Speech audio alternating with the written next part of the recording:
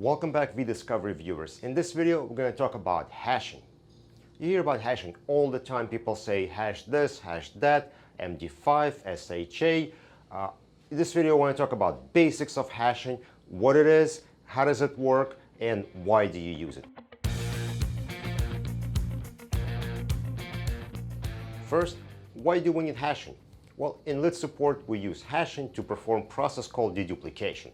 Deduplication is where we find identical documents and we remove them from review. This way we don't have to review same documents more than once. Hashing is also used for storing passwords as well as various security purposes. However, in our case, we don't care about that. We're just worrying about performing a process called deduplication. So whenever you hear on the news like a hashing has been compromised, cannot be used for security, it doesn't really apply to what we do.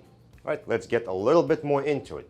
Hashing is a mathematical process or a formula that is used to convert either text data or binary data from a variable size text to a fixed text. Let's draw this out. Let's say we have email messages, and I'm just going to represent them with a line. And we have one text message. We have another text message that's much longer. Maybe we have a short message, and we just have different lengths messages. They could be attachments or binary data as well. So what we want to do is take these variable length pieces of information and convert them to a fixed piece of information. So we're going to run them through our hashing algorithm, which is going to be represented by this error. And we're going to get a fixed length text string. And we're going to do the same thing with all the other pieces of information. So we're starting with variable length. This could be one sentence, it could be 10 pages, or it could be 2 GB piece of text. Doesn't matter how big it is, they're all going to be same length when they're processed through this hashing algorithm. So why do we do this? Well, we talked about it. We're doing it for deduplication purposes. And the way computers work, it's really hard for a computer to compare these pieces of information together.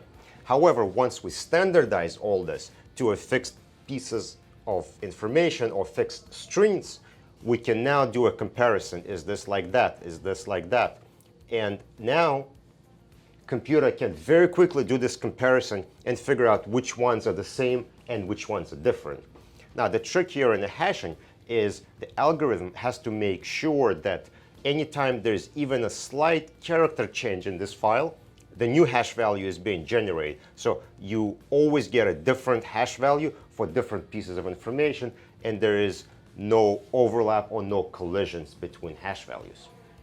Another reason you may use hashing in eDiscovery or Litsupport world is to confirm authenticity of a hard drive image or a phone image. So let's say someone sends you a container, such as an image of a hard drive, and they give you some kind of hash value. So when you receive it, you can run your own hashing on this piece of data, and if you get the same hash value, you know nothing has been altered, either intentionally somebody changing it or because of a problem during transfer. All right, and before we finish, I want to talk about two misconceptions about hash values. First, hash value is a piece of metadata, but it is not stored inside of a file. It doesn't exist in the file. So it's not actually being extracted from a file, it's being calculated during time of processing or whenever you request this hashing algorithm to run. Second thing, having a hash value doesn't guarantee that data is good and valid.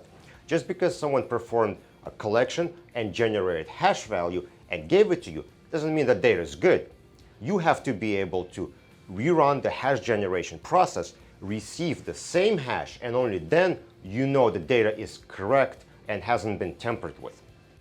Okay, that's going to be it for me. This is the quick intro into hashing.